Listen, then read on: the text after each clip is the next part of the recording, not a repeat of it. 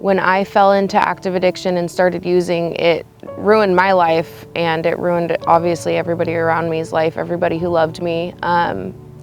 You change as a person, and so everybody that knew Lizzie and loved Lizzie, you know, didn't have that same Lizzie anymore. It took me downhill very fast. I battled with addiction for the better part of 25 years. I attended college for a little while. While I was attending college, I was studying emergency medicine, and I thought it was okay to attend college and drive an ambulance while high on cocaine. I'm sure, as you can imagine, my career quickly came to an end, and I found myself falling deeper and deeper into addiction. I didn't care about anything anymore. I used people, and I was so selfish. I was so self-centered, and I didn't even see it. I didn't see it because it was just I wanted what I wanted, and I wanted it right now. You can be a struggling parent, the parent of the year, a helicopter parent or not, and it doesn't necessarily mean that your child will or will not become addicted to substances. It's something that is out of your control. I was the mom who baked cookies for the school and was the Cub Scout leader and played with my children and did homework with them and loved them more than life itself. And yet, addiction came into our family, so it can happen to anyone. And when we discovered it, it was a total shock. It was disbelief, and it was terrifying. It's hard to sit here and say this because I know that feeling of shame so well, but we have to remember that this is a disease. You know, this is not a moral deficiency. This is a disease that is hurting us. And just kind of humbling yourself and letting people help you, letting the people closest to you help you. And that's what I think is really important, is just making sure the kids understand no matter how far gone they might think they are, the parents will love you, they will support you, and they will get you in, you know, and support you through the process. Anybody can recover.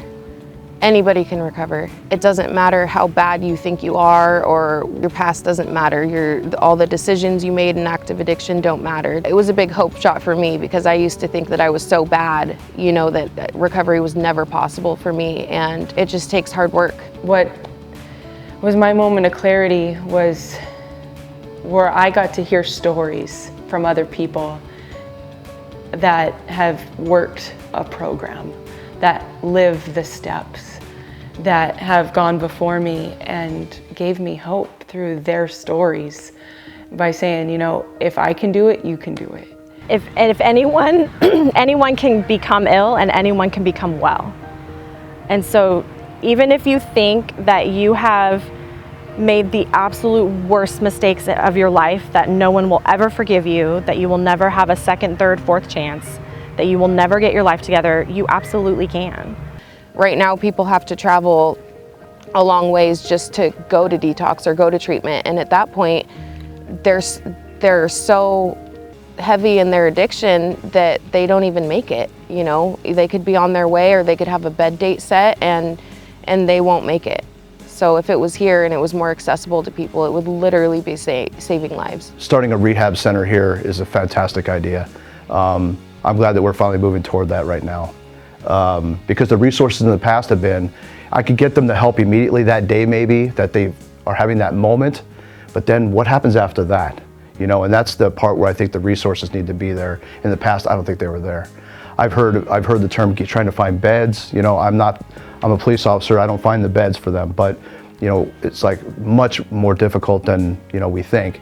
And so having a center to take care of that would be fantastic. And so having a resource center in our community where mental health can be treated, addiction can be treated together, and people, I think from all walks of life, recognizing that this is a broader problem.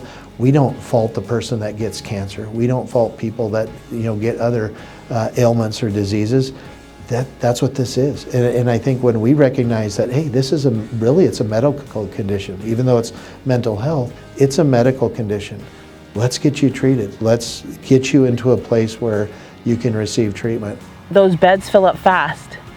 And when you have an addict that's using, that gets to that point that's like, hey, I need help, you need to be able to put them in treatment right when they say that they need the help, because otherwise that door is going to close, and then you have to, you have to wait for it to open again, and hopefully it does before they OD or something happens to them on the streets. It's super important. It'll be a game changer for addicts out here. Of course, you got to catch them right then. That's why we need this recovery center. The community in Benton Franklin County is very interested in the recovery of our people. We are working as a community to try and create places of hope, treatment of hope, but also a community that understands and recognizes that you may need support. So we hope that we can do our part in your recovery and recognize that there's a lot of us that want to support your happy moments ahead. The best opportunity is hope. Without hope, all is lost. But I think when people realize that, hey, there's some light at the end of the tunnel, that's what's going to get them moving through any of these challenges. Always remember your rock bottom. You don't have to keep digging. You can choose today is the day that, this is the first day of the rest of my life, and I don't have to use anymore. I get to have the gift of recovery. I get to choose to wake up and learn a new way to live, a new way to think, and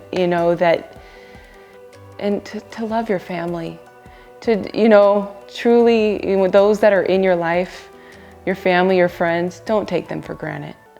Don't take advantage of them. Nobody's perfect, and so just love your family and friends.